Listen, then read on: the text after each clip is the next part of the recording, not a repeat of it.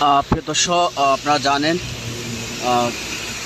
ফেনী ৩টি উপজেলা ছাগলনাইয়া, ফুলগাজী, পরশুরাম এই ৩টি উপজেলার পরে কিন্তু নতুন করে ফেনী সদরের ফাজিলপুর, লস্করহাট, এই লেমুয়া এই অঞ্চলটিতেও কিন্তু প্লাবিত হয়েছে বন্যার কবলে। এখানকার মানুষ আপনারা দেখতে পাচ্ছেন, সে রাত থেকেই কিন্তু মানুষ বাড়িঘর ছেড়েই কিন্তু তারা নিরাপদ আশ্রয়কেন্দ্রে যাওয়ার জন্য কিন্তু তারা প্রস্তুতি নিচ্ছে। অনেকে বাড়িঘর নতুন করে প্লাবিত হয়েছে। আমরা ঢাকা চট্টগ্রাম মহাসড়ক যেটি রয়েছে সেটি এক পাশেই কিন্তু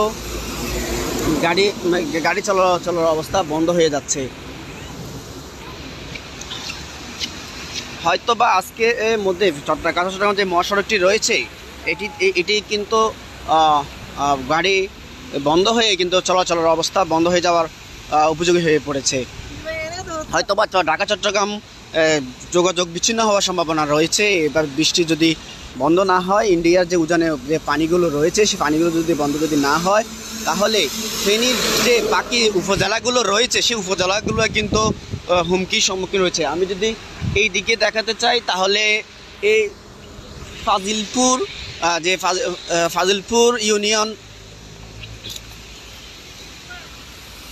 কালিদহ ইউনিয়ন যেগুলো রয়েছে প্রত্যেকটি গড় আমরা এমন অবস্থা হয়েছে, ওদিকে যাওয়া কোনোভাবে সম্ভব না। এদিকে ঢাকা চট্টগ্রাম মহাসড়ক যেটি রয়েছে এক পাশে কিন্তু পানিতে পরিণত হয়েছে।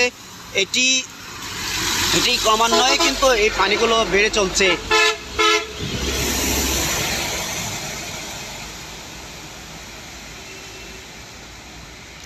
প্রিয় দর্শক, এখানকার মানুষগুলো যেটি বলছে যে ছাগলনাইয়া, ফুলগাজী, পরশুরাম যেরকম মানুষ আটকা পড়েছে, ঠিক তেমনি কিন্তু এই অঞ্চলটাতে কিন্তু মানুষ পানিবন্দী হয়ে পড়েছে।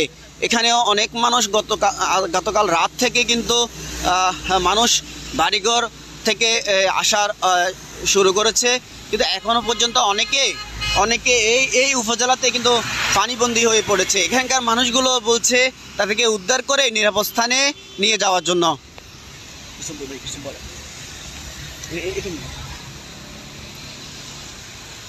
এদিকে কি অবস্থা? এই জায়গার যে মানুষগুলো, তারা রাত্রে থেকে কি সরে যেতে পারছে কিনা বা এখানে আসছে কিনা?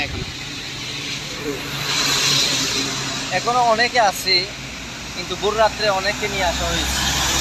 অনেক মহিলাদেরকে যুবকরা, ছাত্ররা উদ্ধার করেছে। এখনো অনেকে ওখানে আছে, এখনো পর্যন্ত আসতে পারে নাই।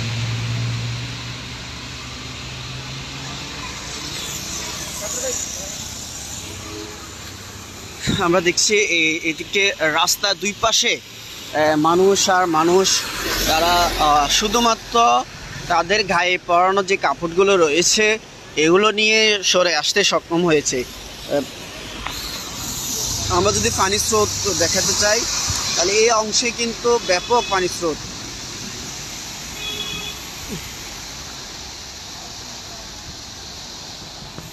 আচ্ছা, ওদিকে মানুষের কি অবস্থা একটু বলুন তো। আমরা এখানে যে মানুষ, আমরা রাস্তার দুই পাশে দেখছি অনেক মানুষ, ওই দিকের মানুষ এতটুকু পানি, মানুষের একতলা পর্যন্ত হয়ে গেছে পানিগুলো। মানুষ থাকার কোনো ব্যবস্থা নেই।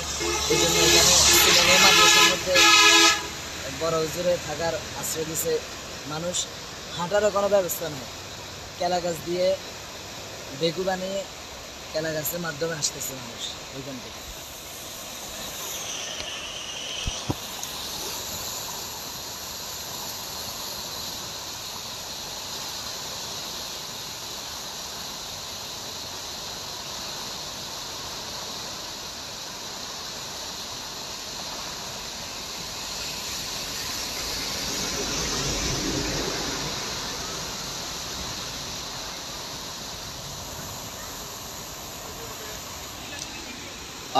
প্রিয় দর্শক, এখানকার মানুষগুলো বলছে ফেনীর যে 3টি উপজেলা পানিবন্দী হয়ে পড়েছে মানুষ, ছাগলনাইয়া, ফুলগাজী, পরশুরাম, তার পাশাপাশি কিন্তু মটবি, ফাজিলপুর এই অঞ্চলটাতে এই দুটি ইউনিয়নেও কিন্তু মানুষ পানিবন্দী হয়ে পড়েছে।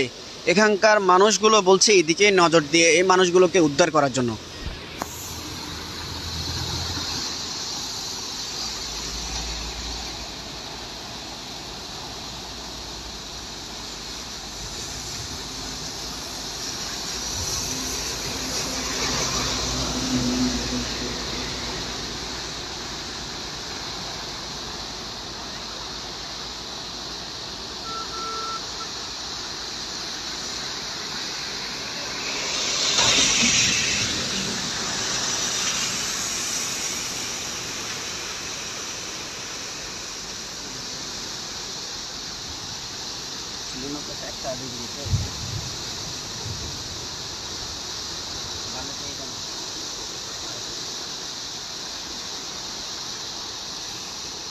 এখানে সিলোনিয়া যে মাদ্রাসাটি রয়েছে এখানে এখানে অনেকগুলো মানুষকে কিন্তু আশ্রয় দিয়েছে গতকাল রাত থেকে।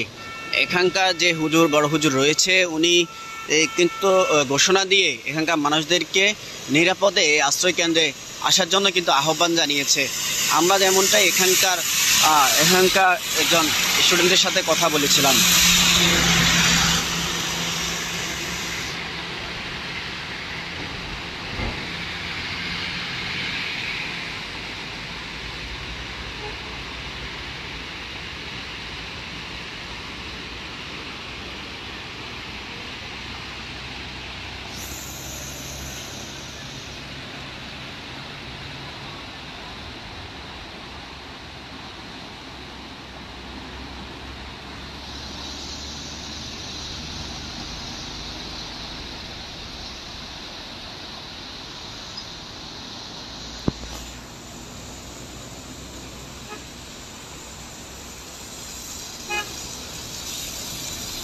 আপনাদের ঘর কি ডুবে গেছে একদম? ওখানকার মানুষ কি অবস্থা? আপনাদের ওখানে মানুষ আটকা পড়ছে কিনা?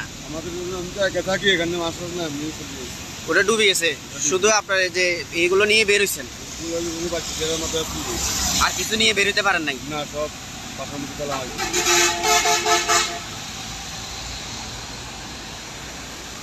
দর্শক শুধু আমরা দেখতে পাচ্ছি একদম শুধু বিছানা নিজের গায়ের কাপড়গুলো নিয়ে বের হইতে পারছে।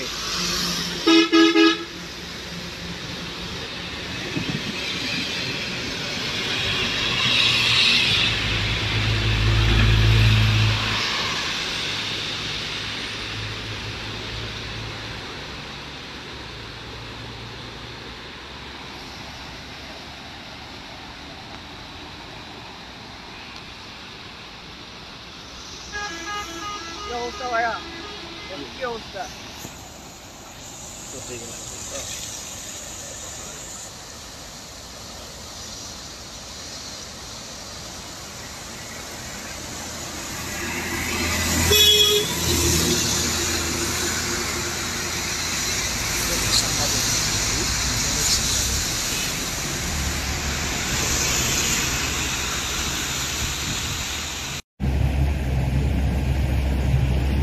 এই হলো পরিস্থিতি, মানুষের টিলের চাল ছাড়া আর কিছুই দেখা যাচ্ছে না। আসলে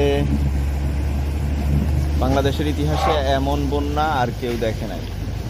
আল্লাহ তাআলা আমাদেরকে হেফাজত করুন। খাওয়া দাওয়ার আছে না কিছু?